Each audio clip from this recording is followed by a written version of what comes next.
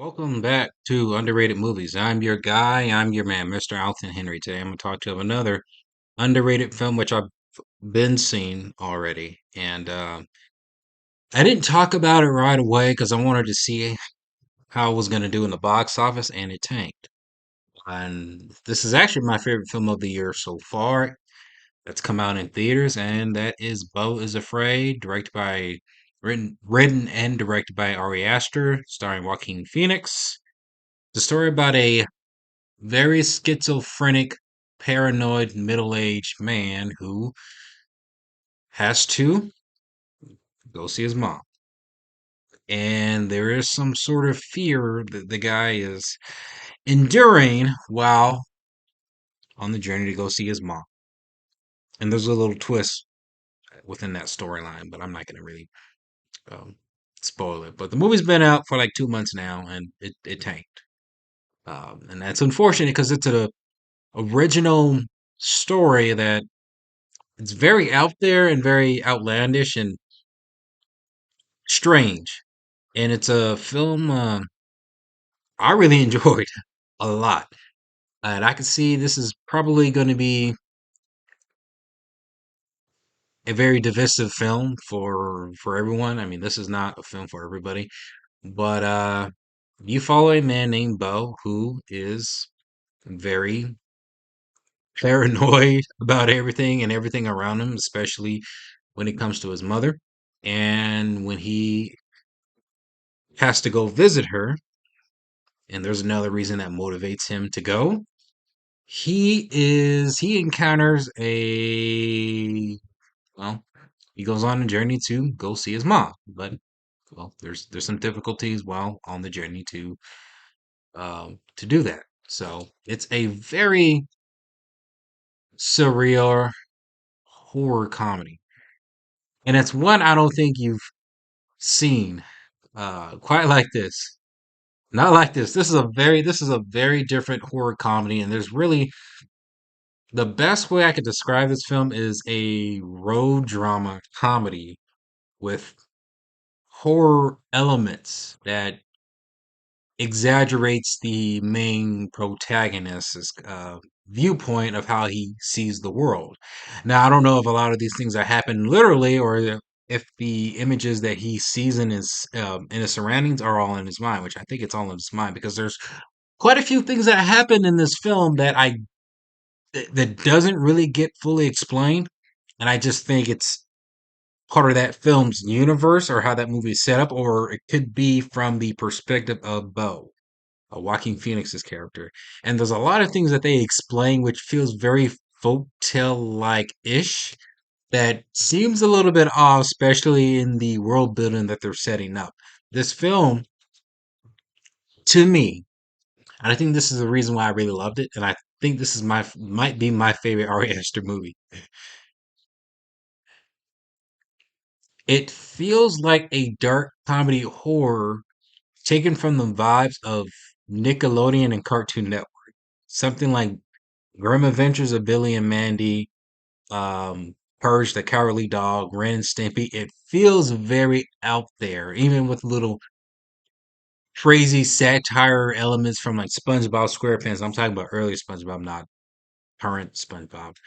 But you feel, and all real monsters, but you feel the weird horror absurdity that this film tries to portray in this, and I think it's all through Beau's imagination of how he sees the world. But I think there's some things in there in the film which I don't have all the answers to.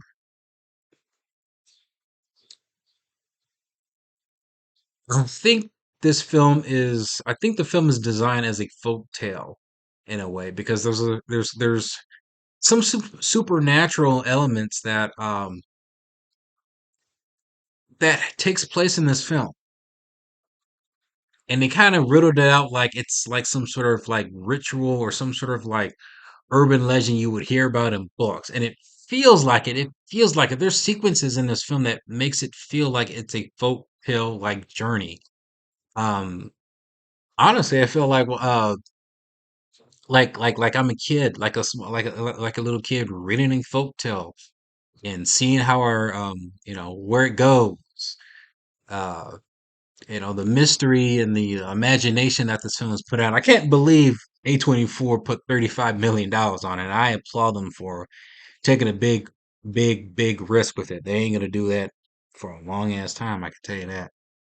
Uh,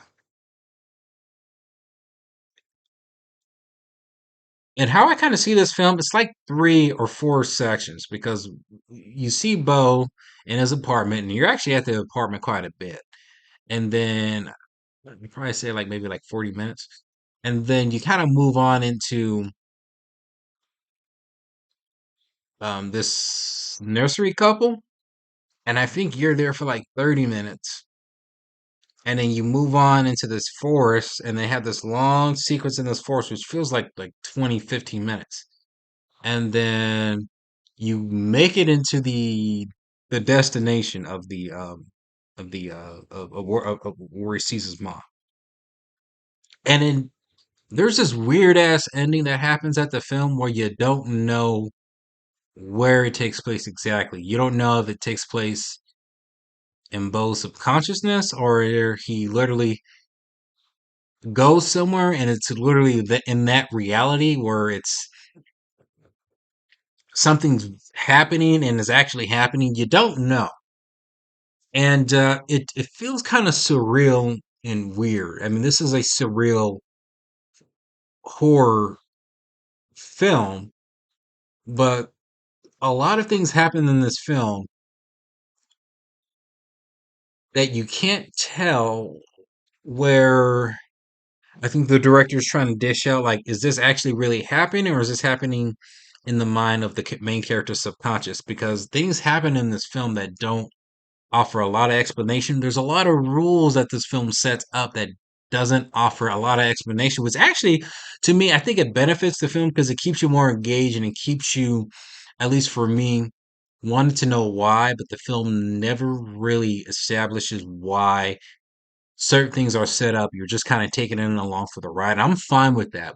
But I would still prefer a little bit of explanation, especially how the filmmaker chooses to set up this world and the rules of how he sets it up to me doesn't always make sense. I think it's just in that reality of that world of how he sets it up. Because I don't think it's in his imagination. I personally don't. I mean, there's things in here where he literally imagines certain things. I think for me personally, it's the world that the director chooses to set up and it takes place in this absurdity of how this world is. And I think for me it works, but still it doesn't explain a whole lot, especially for the dynamic of the relationship between his mother, Joaquin Phoenix's character, and his mom. There's a lot of things where they mention into the film that doesn't really get explained. Uh, Performance wise, everybody was fantastic. But I would have to say this, at least for me, I think this is one of the best comedies of all time. It's been a long time, at least for me, that I've just laughed out loud, just how crazy and just absurd this film was as a comedy, and it won me over. And it's rare for a comedy to really get me, but this one here, especially how they build up with the suspense and kind of just how it leads up. I mean, there's some disturbing moments into this film, but how Ari Aster builds up this film and makes a shock value hilarious but dramatic and interesting at the same time is an achievement. And I think this film, well, it's not for everybody. That's just all I'm gonna say. It's not for everybody, but for me, it won me over. Beau is Afraid. Have you seen it? Comment below. Let me know if you have, and let me know what is your favorite underrated movie.